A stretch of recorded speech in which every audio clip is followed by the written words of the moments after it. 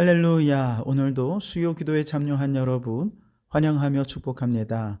오늘도 말씀 속의 기도의 제목을 찾아 간절한 마음으로 부르짖어 기도할 때 살아계신 하나님의 능력을 체험하는 이 시간 되기를 주님의 이름으로 축원합니다.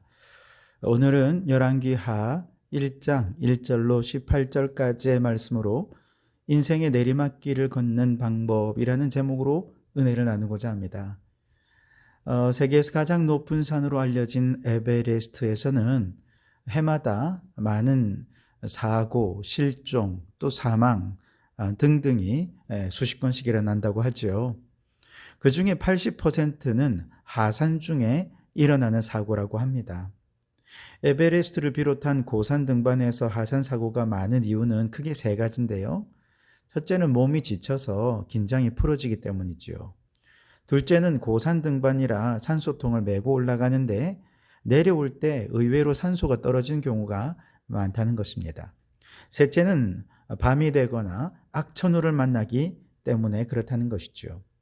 그래서 산악인들은 높은 산을 등산할 때는 에너지 분배를 잘해서 올라갈 때는 한 30%, 내려올 때 오히려 더 많은 한 40% 정도의 에너지를 쓰고 나머지 30%는 비축해 두었다가 아주 위기의 순간에 활용하도록 그렇게 에너지를 잘 분배를 한다는 것입니다.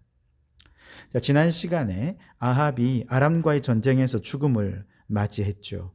그리고 이제 그 아들 아하시야가 대신해서 북이스라엘의 왕이 되었습니다. 그런데 한 나라의 왕에 대해 기록할 때 얼마나 기록할 것이 많겠습니까? 중요한 일들이 많을 거예요. 그런데 오늘 성경에는 아하시야 왕에 대해 기록한 유일한 기록이 뭐냐? 그가 다락 난간에 떨어져서 다쳤다, 병들었다 하는 이야기입니다. 2절에 보시면 아하시야가 사마리아에 있는 그의 다락 난간에서 떨어져 병들매 그랬습니다. 왕이 다락 난간에서 떨어져 병들었다는 거, 그렇게 대수인가 싶지만 사실 이것은 왕 한 사람의 문제가 아닙니다. 이스라엘이라고 하는 한 나라 전체가 지금 내리막길을 걷고 추락 중에 있다는 것이죠. 이것을 상징적으로 보여주는 장면이라는 겁니다. 북이스라엘로 나누어진 이후에 계속해서 북이스라엘에는 반역이 지속되었죠. 그러다가 오므리가 왕이 된 이후에 드디어 이제 나라가 안정되기 시작하죠. 그 다음에 오므리의 아들인 아합 때에 비록 우상 숭배로 나라가 굉장히 영적으로는 타락했지만 경제적으로나 국방에 있어서나 이런 국가적인 측면에서는 북이스라엘이 생긴 이래로 최고의 전성기를 구가하게 됩니다. 그러나 아합 왕이 아람 왕 벤하닷과 길르앗 라못 전투에서 패하여 전사한 이후로 나라의 국운이 아주 급격히 추락하게 되죠.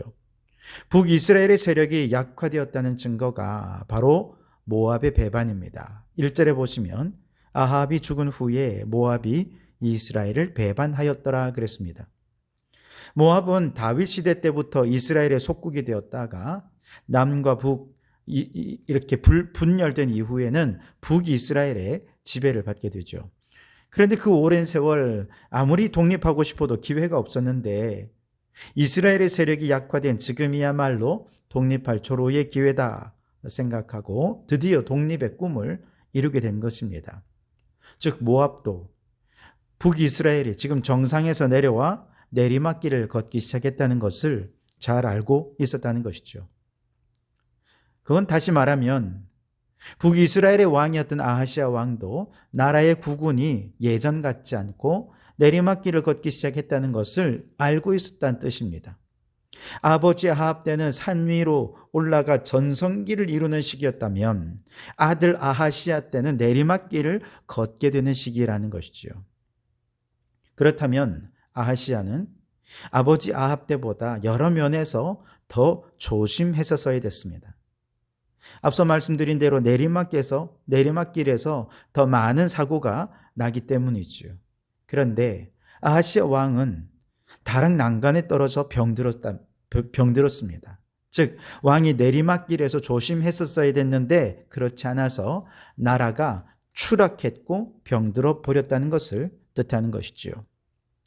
우리 인생에도 오르막길도 있고 내리막길도 있습니다. 이처럼 인생에 오르는 것도 힘들고 내려오는 것도 더 힘들죠. 그저 정상에서 전성기를 누리는 것은 정말 잠시일 뿐입니다. 그렇다면 우리도 인생의 에너지를 잘 분배해야 되는데, 특별히 내려올 때를 대비해서 에너지를 잘 준비해 두어야 합니다. 잘 내려오면 또 다시 제2의 전성기로 오르막길을 오를 수가 있기 때문이죠. 그렇지 않으면 인생이 추락하고 병들어서 재기조차 어려울 수 있을 것입니다. 자, 그렇다면 이렇게 인생의 내리막길에서 우리가 정말로 조심해야 할 것이 무엇인가? 이 아하시야 왕을 반면교사로 삼아 몇 가지 교훈을 함께 얻고자 합니다. 우선 첫 번째는요, 내리막길을 걸을 때는 겸손해야 합니다. 자, 왕이 다락 난간에서 떨어져 중상을 입었다 그랬어요. 그것은 왕궁의 다락 난간은 이건 솔로몬 왕 때 설치했던 거거든요. 열왕기상 10장 12절에 보면 백단목으로 왕궁의 난간을 만들었다 이렇게 기록되어 있습니다. 이 난간은 왕궁의 가장 높은 지붕 근처에 만든 테라스인데요. 왕이 여기서 휴식도 취하고 또 명상도 하고 그런 장소였습니다. 아하시야는 바로 이러한 다락 난간을 거닐다가 추락했다는 거죠. 구체적으로 어떻게 추락했고 그 위에서 뭐 했는지는 알 수 없죠.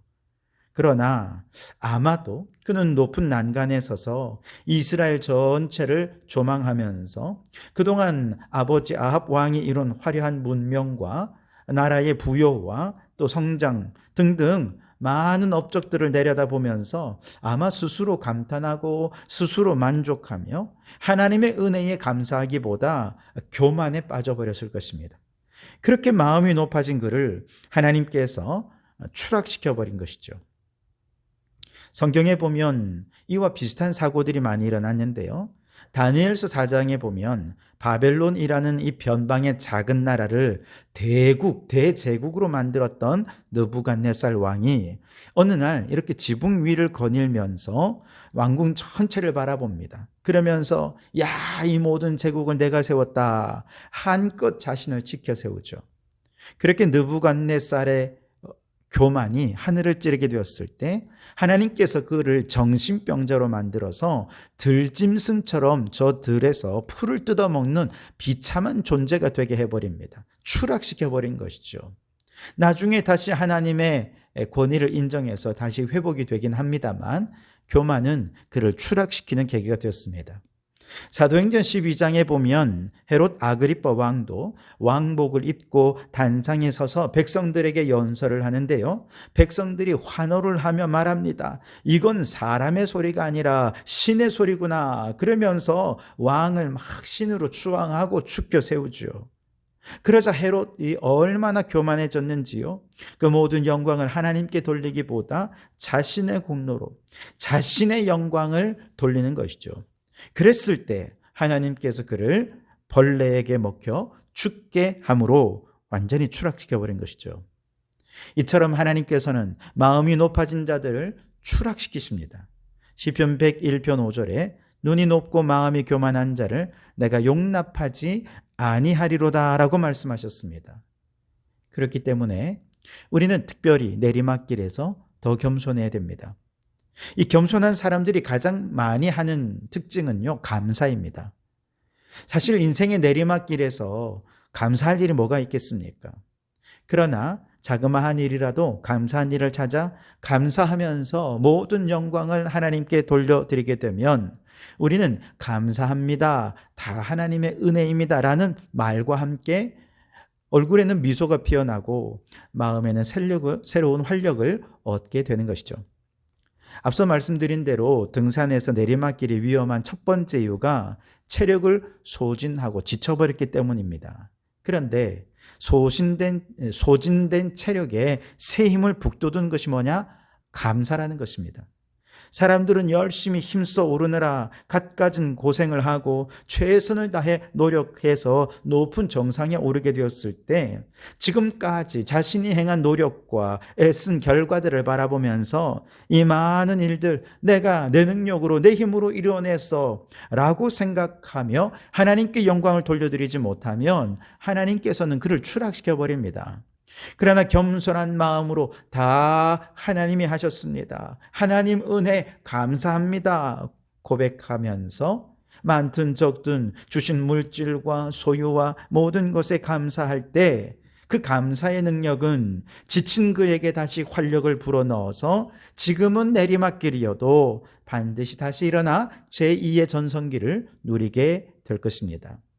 그러므로 여러분, 인생의 내리막길에서 겸손하시기 바랍니다. 없는 것, 빼앗긴 것 바라보며 원망하고 불평하기보다 이미 받은 은혜와 받은 축복들을 생각하며 감사하여 내리막길도 즐겁게 내려오고 그리고 새로운 기회를 향해 감사함으로 나아가는 우리 성도들이 되실 수 있기를 주님의 이름으로 축원합니다.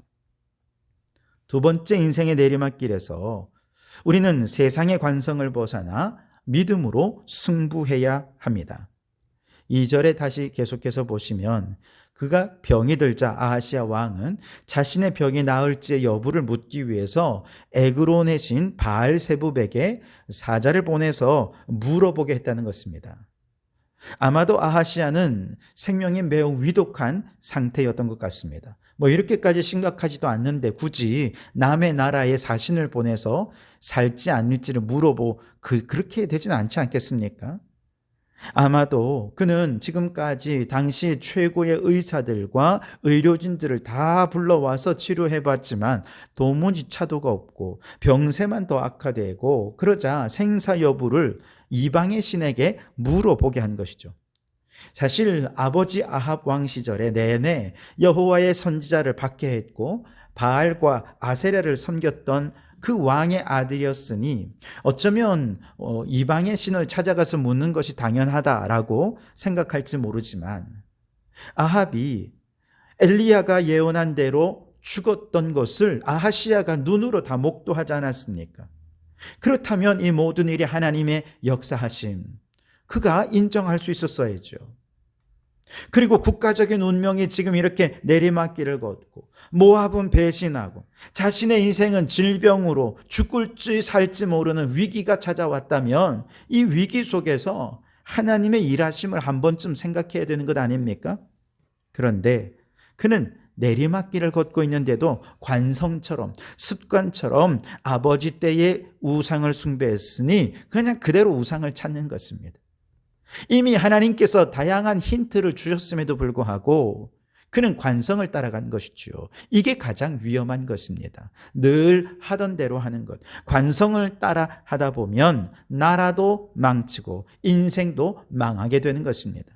그런데 그 관성을 벗어나는 것이 얼마나 어려운지 마치 로켓가 중력을 벗어나는 것과 같아요. 대기권을 벗어나기 전까지 얼마나 많은 에너지가 소모가 됩니까? 그러나 일단 대기권을 벗어나면 광활한 우주로 나아갈 때 정말 작은 추진력으로도 얼마나 멀리 갈 수 있는지 몰라요. 마찬가지입니다. 아하시아는 우상 숭배의 죄악을 관성처럼 따르면서 에그론의 실 바알세붑을 찾아가지 않았습니까? 이건 관성에 따른 것입니다. 이걸 이길 힘이 그에게 없었던 것이죠. 여러분, 바알세붑이라는 것은요, 바알이라는 것은 왕이란 뜻이고 또 주라는 뜻이고 세붑은 팔이라는 것입니다. 다시 말해 팔이 왕, 팔이 대왕이라는 것이죠. 기껏 찾아가 물어본다는 것이 저 팔이 신에게 자신의 생명이 어떻게 될지를 물어보는 것 아닙니까? 그런데 한번 생각해 보십시오. 파리는 그냥 파리처럼 휘두르면 찍소리 못하고 죽어버리는 존재잖아요. 그런데 그런 존재에게 자신의 생명을, 국가의 운명을 맡기고 물어본다는 것이 얼마나 어리석은 일입니까? 관성을 벗어나지 못하면 누가 봐도 어리석은 일을 하게 되었다는 것이죠. 세상적으로 아무리 똑똑하고 권세와 명예와 부를 모두 다 가지고 있다 할지라도 하나님을 모르면 관성을 벗어나지 못하고 관성을 벗어나지 못한 사람은 이렇게 어리석게 행한다는 것이죠. 여러분, 인생의 내리막길에 접어들면 이런저런 어려움들이 많이 생깁니다. 그동안 풍족하게 살던 사람이 물질적으로 어려집니다. 건강도 악화됩니다. 하던 일이 실패합니다. 낙심하고 좌절하죠. 그러면 사람들은요, 세상의 관성을 따릅니다. 사람들이 그런데 나도 한번 좀 점쟁이를 찾아가 볼까? 미신을 찾습니다. 아이, 그래도 믿을 건 돈밖에 없지. 그러면서 돈을 따르기 시작합니다. 세상의 권세와 능력을 따르다 보니 하나님께서 우리에게 주시는 지혜를 따르지 못하고 어리석은 것을 선택하게 되는 것이죠. 그러나 여러분, 우리가 믿을 것은 돈이나 권세와 능력이 아니라 오직 하나님이십니다. 인생의 위기 상황에서 우리는 세상의 중력을 벗어나 하나님을 믿는 믿음으로 승부해야 할 것입니다. 그렇게 하나님을 믿는 믿음으로 승부하게 하는 이 힘이 주님께서 주신 능력인 것이죠. 등산할 때 내리막길에서 사고가 나는 두 번째 위험은 산소의 부족이라 그랬죠. 그런데 믿음은 부족한 산소를 채워주는 역할을 한다는 것입니다. 요한일서 5장 4절에 무릇 하나님께로부터 난 자마다 세상을 이기느니라. 세상을 이기는 승리는 이것이니 우리의 믿음이니라. 아멘. 믿음이 세상을 이기는 승리라고 하는 이 말씀만 선포해도 마치 산소가 공급되는 것과 같지 않습니까? 그러므로 여러분, 오직 믿음으로 내리막길을 벗어나 다시 제2의 전성기를 향해 나아가는 우리 성도들이 되실 수 있기를 주님의 이름으로 축원합니다. 세 번째로, 내리막길에서는 내가 섬길 자가 누구인지를 분명히 해야 합니다. 3절과 4절에 보시면 여호와의 사자가 디셉 사람 엘리야에게 이르되 너는 일어나 올라가서 사마리아 왕의 사자를 만나 그에게 이르기를 이스라엘에 하나님이 없어서 너희가 애굽으로 내신 바알세부브에게 물으러 가느냐. 그러므로 여호와의 말씀이 내가 올라간 침상에서 내려오지 못할지라 내가 반드시 죽으리라 하셨다 하라. 엘리야가 이에 가니라. 여호와의 사자의 명령을 따라 엘리야가 바알세붑을 찾아가던 사신들을 만나서 그들을 야단쳐서 다시 왕에게 돌려보냅니다. 그리고 왕은 그 침상에서 죽을 거라는 예언을 전해주라는 것이죠. 그러자 아하시야 왕은 자신의 앞길을 막고 죽음을 예언했던 엘리야 선지자에게 화가 나서 엘리야를 잡아오라고 군사를 풀었습니다. 그래서 군사 50명을 이제 3번에 걸쳐서 엘리야가 있는 곳을 찾아갑니다. 그때마다 엘리야는 산 꼭대기에 앉아 있었고 군사들이 왕의 명령을 강제로 집행하기 위해서 군사력을 동원하죠. 그때 하늘에서 불이 내려서 50명을 모두 불살라 죽입니다. 이처럼 아하시야는요, 병중에 있으면서도 하나님의 말씀을 듣지 않고 오히려 하나님 말씀을 전하는 엘리야를 죽이려고 얼마나 악하게 했는지 모릅니다. 여러분이 이렇게 왕이 병들고 잘못된 판단을 하고 악하게 행할 때 여러분, 군사들이라도 아무리 왕이 명령을 하더라도 그 명령 잘못됐다면 따르지 말았어야죠. 왕을 향해 바른 소리를 하는 엘리야를 잡기 위해서 왕이 군사력을 남용하고 부당한 명령을 내릴 때 이 50명의 리더인 50부장들은 올바르게 판단을 해야 됩니다. 아무리 왕의 명령이라도 과감히 거절할 수 있었어야죠. 그런데 2번이나 왕의 부당한 명령을 따르던 50명의 군사들은 결국 하늘에 불이 떨어지면서 소멸되어 죽고 말았습니다. 2번에 걸쳐서 군사들이 죽었으니 100명이 죽은 것이죠. 세 번째로 50명의 군사가 엘리야를 찾아갑니다. 50부장은 이번에는 달랐습니다. 군사력을 동원하지 않았고요. 엘리야 앞에 무릎을 꿇고 간청합니다. 13절 하반절에 보시면 하나님의 사람이여 원하건대 나의 생명과 당신의 종인 이 50명의 생명을 당신은 귀히 보소서라고 말합니다. 여러분, 엘리야에게 무릎을 꿇었다는 것은 무슨 뜻이겠습니까? 자신은 원래는 왕에게만 무릎을 꿇는 자입니다. 그래서 왕 앞에 무릎을 꿇고 왕의 명령을 받는 자가 50부장이고 이 군사들인데 이제 엘리야 앞에 무릎을 꿇었다는 것은 하나님을 나의 왕으로 모시겠다는 뜻입니다. 나의 왕을 바꾸겠다는 것입니다. 하나님의 왕되심을 선포하며 그 앞에 무릎을 꿇은 것이죠. 그러자 엘리야가 드디어 따라 내려가서 아하시야 왕 앞에서 왕이 죽으리라 하나님의 메시지를 구체적으로 분명히 전합니다. 자, 여러분, 왕이 이 이야기를 들었다면 왕과 주변 사람들이 가만히 있었겠습니까? 아마 엘리야를 죽이려고 달려들지 않았겠습니까? 근데 성경은 그런 내용이 없어요. 추측컨대 아마도 하나님을 왕으로 섬기는 이 세 번째 50부장과 그의 50명의 군사들이 엘리야를 철저히 호위하고 지켜 주었기 때문에 생명을 지킬 수 있었지 않았을까 생각합니다. 앞서 내리막길에서 사고를 당하는 세 번째 원인은 어두운 밤이나 악천후를 만나는 것이다 그랬습니다. 이런 어두운 밤이나 악천후는 우리가 어떻게 제어할 수 있는 문제가 아니지 않습니까? 그러나 우주 만물을 주관하시는 하나님을 왕으로 모시고 의지하면 우리가 어두운 밤을 지나지 않을 수는 없겠죠. 악천후를 없앨 수는 없을 것입니다. 그러나 그 속에서 하나님께서 우리를 보호해 주시고 그 모든 어려움을 이길 수 있는 힘을 더해 주실 것입니다. 인생의 내리막길에서 중요한 것은 하나님을 내 인생의 주권자로 모시고 그분만 섬기는 것입니다. 여기에 생명이 있고 여기에 살 길이 있기 때문이지요. 그러니 하나님을 나의 왕으로 모시고 온전히 하나님의 호위 군사로 쓰임받는 우리 성도들이 되실 수 있기를 바랍니다. 높은 뜻 독서교회 오대식 목사님은 일본에서 선교사로 계시다가 현재는 한국에서 이제 높은 뜻 교회에서 목회를 하시는데요. 이분이 일본에서 선교사로 헌신할 때 한 교회로부터 초청을 받아 이제 설교를 했습니다. 예배 중에 남성 중창단의 특별 찬송 순서가 있는데요. 찬양하러 나오는 3명의 남자들 보고 목사님이 깜짝 놀랐어요. 왜냐하면 덩치가 이렇게 큰 겁니다. 입고 나오는 몸에 딱 분을 나온 듯이 팔과 목에 있는 문신들, 보기에도 얼마나 무섭고 위압적이었는지요. 알고 보니 야쿠자 조직원들이었습니다. 이분들이 막상 찬송을 부르는데 목소리가 너무 예쁜 거예요. 깜짝 놀랐습니다. 얼마나 감동적인지 눈을 감고 들으면 크게 감동이 되고 눈을 뜨면 그 위압적인 모습에 깜짝 놀래고 혼란스러웠습니다.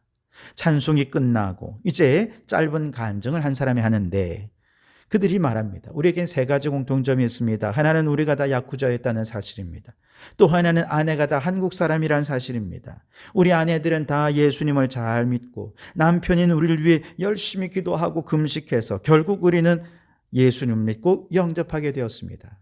그리고 셋째는 하면서 왼손을 앞으로 펼치는데 모두 새끼손가락이 없는 거예요. 알고 보니 예수님을 믿고 야쿠자를 나오기 위해서 그들은 손가락을 잘라야 했던 것입니다. 칼로 자신의 손가락을 자르고 나서야 조직에서 나오는 것이죠. 이들은 예수님을 만나고 야쿠자의 두목이 아니라 이제 오직 예수님만을 나의 주인으로 모시고 예수님의 호위무사가 되기로 결단하면서 야쿠자의 인생을 벗어나 새로운 인생의 전성기를 향해 나아갈 수 있게 된 것입니다. 여러분, 우리 인생에는 오르막길도 있고 내리막길도 있습니다. 그런데 오르막길에서보다 내리막길에서 더 큰 사고와 위기가 찾아오죠. 그래서 내리막길을 잘 내려오려면 3가지를 주의해야 됩니다. 첫째는 교만하지 말고 겸손해야 됩니다. 겸손히 하나님의 은혜에 감사할 때 부족한 체력이 활력을 얻게 될 것입니다. 둘째로 세상의 관성을 따르지 말고 믿음을 따라야 합니다. 믿음은 영적 산소를 제공해 주어 내리막길 사고를 막아줄 것입니다. 셋째로 세상을 섬기지 말고 하나님의 주권을 인정해야 됩니다. 그 하나님께서 우리의 어두운 밤에 빛이 되시고 악천후를 견딜 힘을 더하여 주실 것입니다. 그래서 여러분, 인생의 내리막길에서 사고당하지 말고 무사히 잘 내려와서 또 다른 전성기를 향해 올라가는 성도들이 되실 수 있기를 주님의 이름으로 축원합니다. 기도하겠습니다. 오 하나님, 우리 인생의 내리막길 교만하지 않게 하옵소서. 겸손히 주님만 의지하며 이미 받은 하나님 은혜에 감사하는 저희가 되게 하옵소서. 세상의 관성은 미신과 우상을 따르고 돈과 권력과 힘과 능력을 숭상하지만 이러한 관성을 벗어나 오직 믿음으로 승부하는 자가 되게 해 주시옵소서. 세상의 사람을 따르지 말고 오직 하나님을 왕으로 모시고 하나님 앞에 무릎 꿇고 순종할 때 인생의 어두운 밤 악천후 속에서 하나님께서 우리를 지켜 주실 줄 믿습니다. 그 하나님의 호위하심 속에 이제 우리는 하나님의 호위 무사가 되어 주님의 명령에만 순종하는 자들 되게 해 주시옵소서. 예수님 이름으로 기도하옵나이다. 아멘.